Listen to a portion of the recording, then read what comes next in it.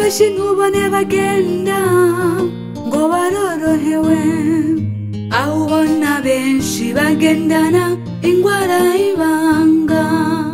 Birashoboka ko umuntu aryoherwa indani yarasinzikaye, burya umwe wese afise ibibazo bimukwiye, n'abafise amafaranga sibo borohewe. Burya ubona hari benshi baciza batampera, bobo ntibavyipfuza ariko ubu bari gusoromana.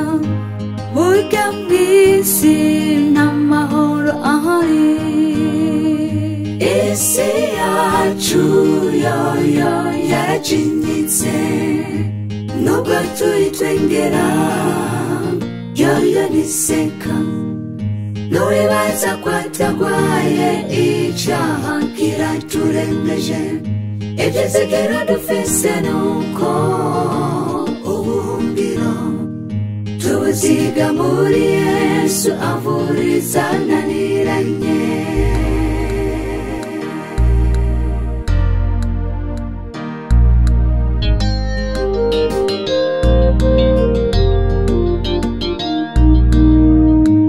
Ubu kugwara ntabwo ari kuryama mu bitaro, hari abagwaye bagenda barembye gusumbya bari mu bitaro, kubw'indwara zibiza zabaye ngendanwa ku bantu. Abantu benshi mu ngo zabo hahindutse farumasi, kubera ubugwayi bafise bagura imiti buri kanya. Isi yacu yoyo yarajinyitse, nubwo tuyitwengera yoyo niseka.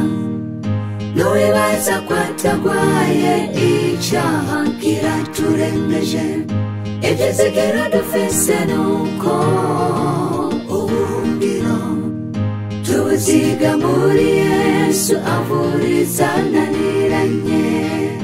Isi yacu yoyo yarajinyitse, nubwo tuyitwengera yoyo niseka. Nuwibaza ko atagwaye icaha kiraturembeje, ivyizigiro dufise nuko ubuhungiro tubuziga muri Yesu avuriza naniranye. Isi yacu yoyo yarajinyitse, nubwo tuyitwengera yoyo niseka. Nuwibaza ko atagwaye icaha kiraturembeje, ivyizigiro dufise nuko ubuhungiro tubuziga muri Yesu avuriza naniranye.